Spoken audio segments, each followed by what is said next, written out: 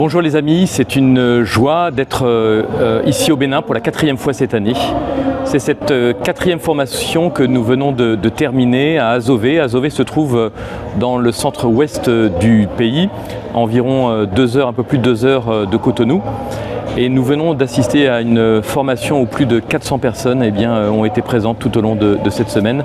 Nous avons délivré 400 certificats. Et depuis le début de l'année, entre la première formation à Boïcon, puis Lokossa, Porto Novo, 250 personnes, c'est plus de 800 personnes qui ont été formées au message des Trois Anges. Nous ne savons que dire face à un tel engouement, face à un tel impact, un tel accueil face à ce message des Trois Anges. Nous sommes vraiment émerveillés de ce que le Seigneur fait. Tout au long de cette semaine, nous avons été émerveillés de voir des pasteurs, des dirigeants, des évangélistes, des anciens, des diacres, tous issus de la communauté protestante, évangélique, apostolique. Et ça a été un défi aussi de taille au niveau de la logistique, où il a fallu organiser la préparation de plus de 300 repas pour le midi. Donc vous imaginez toute l'infrastructure, nourrir plus de 300 personnes pendant 6 jours.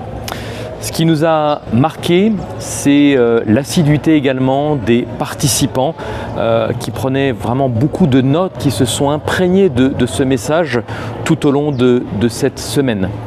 Nous avons eu la joie également de revoir deux pasteurs qui sont venus nous rencontrer et nous faire part un petit peu de l'écho suite à la première formation pour l'un et à la deuxième formation pour l'autre. Et ce sont 2 pasteurs qui se sont engagés, qui sont repartis de zéro et qui ont mis en pratique le sabbat.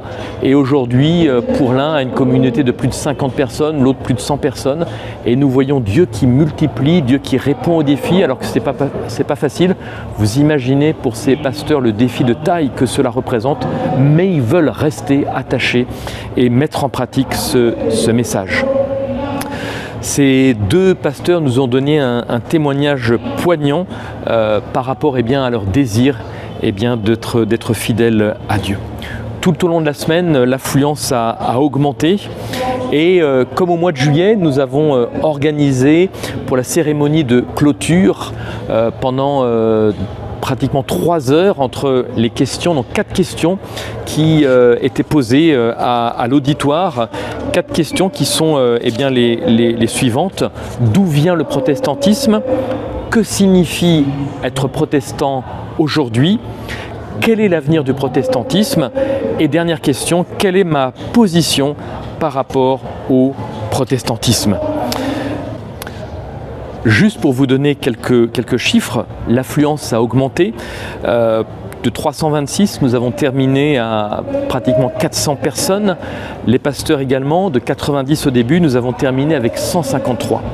Ce qui nous a aussi interpellés, c'est le nombre de cartes de décision, puisque 213 et même plus de 220 cartes de décision ont été rendues. Et ces pasteurs, uniquement les pasteurs, donc cela représentait 111 pasteurs. Ces 111 pasteurs, chers frères et sœurs, représentent plus de 18 000 membres. Vous imaginez donc le potentiel colossal qu'il y a suite à cette seule campagne. Et c'est sans compter les autres qui ont déjà été faites. Juste pour vous donner un apéritif, un aperçu des témoignages suite aux questions qui ont été posées. Il y avait ici même à Azové 23 classes et 18 à Porto Novo.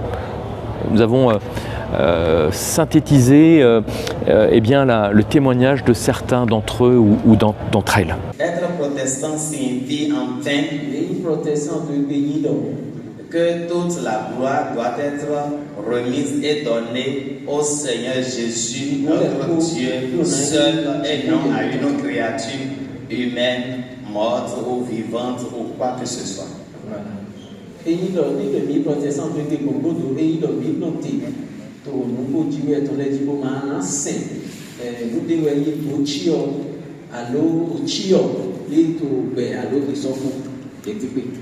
L'avenir du protestantisme c'est de respecter les principes bibliques et non aux pratiques, et non de respecter les pratiques religieuses.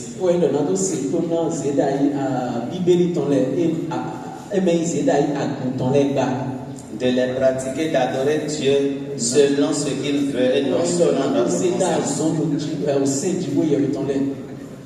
De comprendre qu'il faut ramener le sabbat au samedi au lieu de pratiquer le sabbat le dimanche.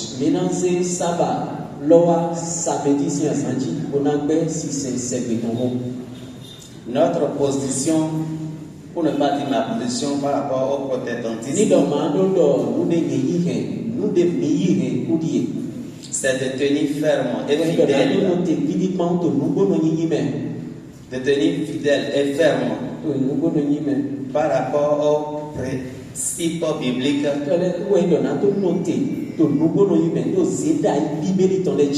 Jusqu'à l'arrivée du Christ, quel que soit le prix que cela va nous coûter. Je vous en remercie. Nous devons être fermes. Parce que l'avenir de l'église protestante est en bas de nous.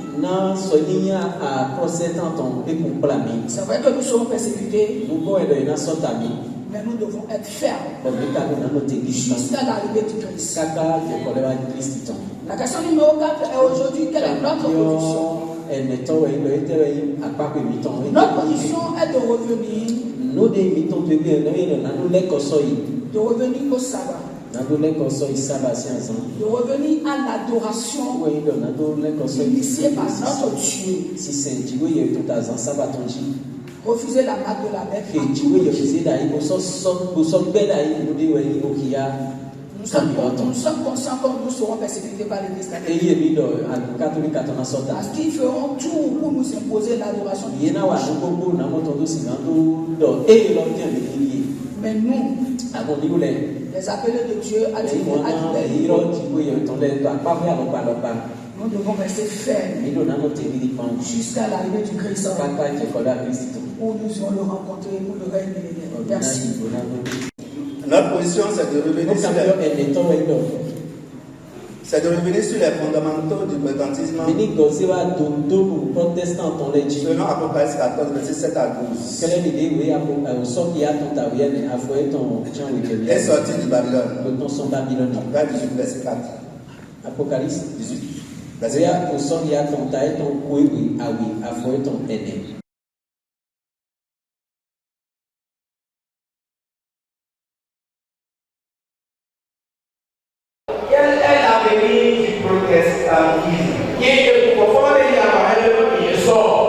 Nous avons retenu que l'avenir du protestantisme dépend de nous. Car la bêtise qu'on a tout renversé. Et au lieu d'adorer Jésus, on adore Marie. Au lieu de respecter le sabbat, nous respectons aujourd'hui le jour du soleil.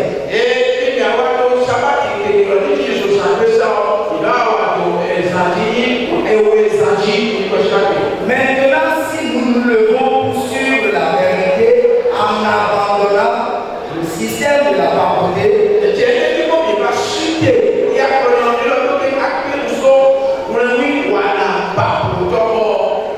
le protestantisme aura un avenir glorieux et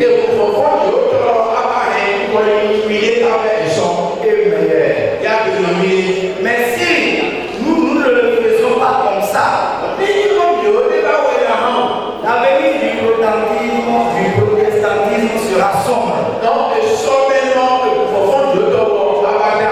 Nous avons pris l'engagement de suivre la vérité biblique et se lever pour partager cette vérité dans tous les points du pouvoir.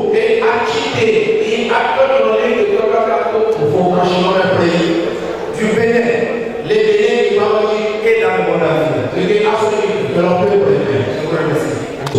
Question numéro 4.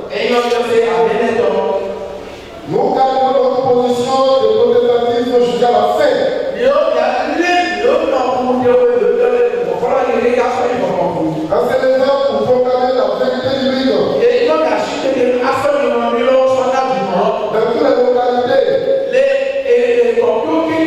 Un enseignement de sabbat. Et un sabbat de théologie. Et les 10 commandements. Et c'est la Qui sont la vérité publique. Nous avons donc un défi qui se présente à nous face à ce pays qui s'ouvre totalement, puisque deux organisations nous demandent de former l'ensemble des pasteurs du pays. Et l'un des pasteurs qui a vraiment fait une organisation minutieuse de qualité à Porto Novo nous emmène maintenant sur d'autres régions du Bénin, nous amène en février au Togo et veut ouvrir également la Côte d'Ivoire et le Nigeria. Donc vous imaginez ce potentiel qui pour l'instant n'a pas de limite tellement la moisson est grande. Nous avons donc face à cela des défis qui sont immenses.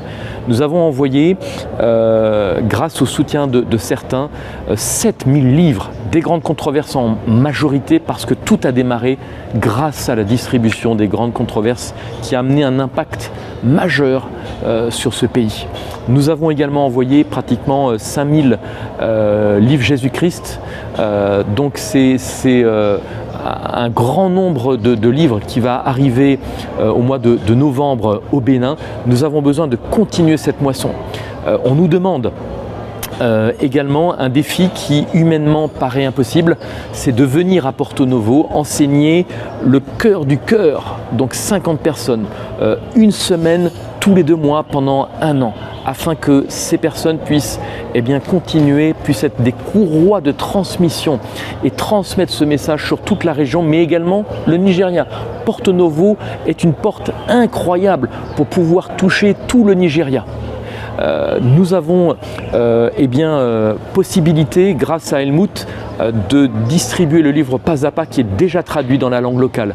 Jésus-Christ également, le meilleur chemin également, et la grande controverse également. Donc nous avons vraiment besoin de soutien financier pour pouvoir continuer à imprimer, de soutien financier pour retourner là-bas et donc consacrer cette œuvre, pas à plein temps mais quasiment, parce qu'en France nous faisons déjà un travail de traduction énorme pour la partie francophone, sur la chaîne YouTube également. Donc nous avons vraiment besoin plus que jamais de votre soutien financier, de votre soutien par les prières, parce que sans la prière, rien de ce que nous sommes en train de vivre n'est possible.